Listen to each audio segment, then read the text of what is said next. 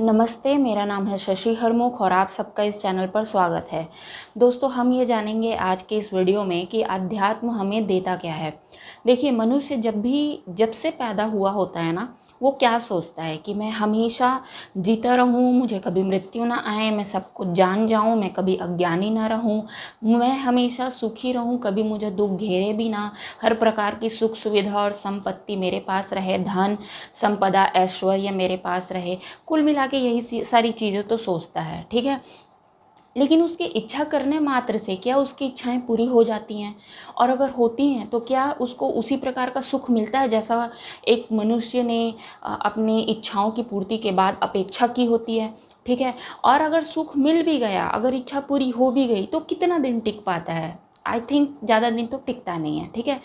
तो मैं ये कहना चाहती हूँ कि आप जो भी इस संसार से इच्छा करते हैं ना, किसी भी वस्तु का, व्यक्ति का, परिस्थिति का, धन संपदा, किसी का भी अगर इच्छा करते हैं, तो वो एक दिन आपके पास आएगा और एक दिन आपके पास से चला जाएगा, ठीक है। क्योंकि इस संसार में हर चीज़ ना नश्वर है। जो चीज़ पैदा हुई है वो नष्ट होगी, जो चीज़ आई है वो चीज़ जाएगी, सबका एक समय तय है। तो फिर आपका जो इच्छा है ना, ये लाइफ टाइम तक टिका नहीं रह सकता, क्योंकि इस संसार के पास वो सामर्थ्य नहीं है कि वो आपकी इच्छाओं को पूरी कर सके। तो आप लाइफ टाइम असंतुष्ट फील करते हो, ठीक है।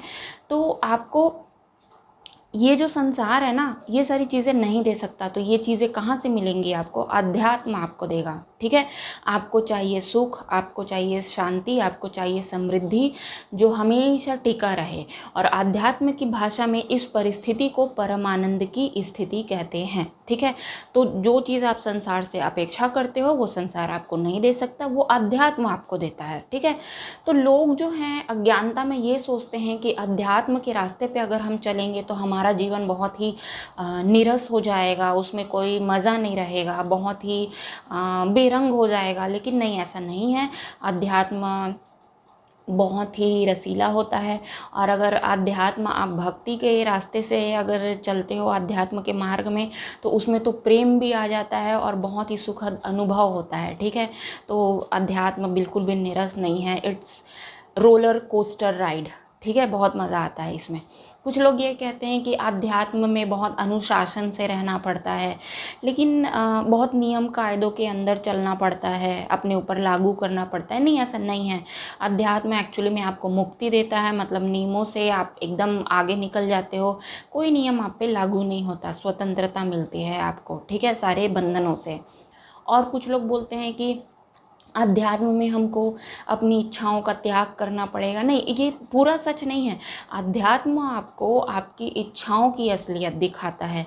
वो ये दिखाएगा कि आपकी इच्छाओं की आखिर में वैल्यू क्या है, और अंत में आपको ये समझने में मदद करेगा कि इच्छाओं को करना वाकई में बेकार है, बेवकूफ़ी है।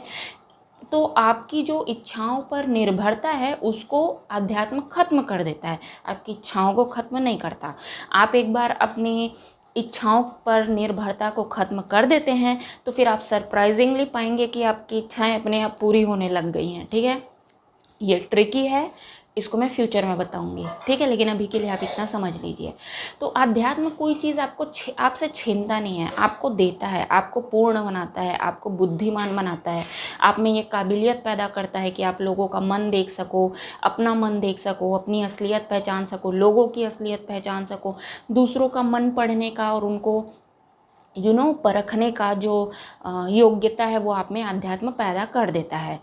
लेकिन ये सब चीज़ प्राप्त करना आसान नहीं है, इसके लिए आपको बड़ी कठिन साधना करनी पड़ेगी, क्योंकि लाइफ में कुछ भी प्राप्त करना आसान नहीं है। और हम क्या प्राप्त करने जा रहे हैं? एब्सोल्यूट हैप्पीनेस, परम आनंद को हम प्राप्त करने जा रहे हैं, ठीक है। तो ये किसी भी एंगल से आसान नहीं है, इसके लिए बड़ी कठिन साधना करनी पड़ती है, तपस्या करनी पड़ती है। अब वो कैसे करते हैं ये हम नेक्स्ट वीडियो में जानेंगे, ठीक है। धन्यवाद।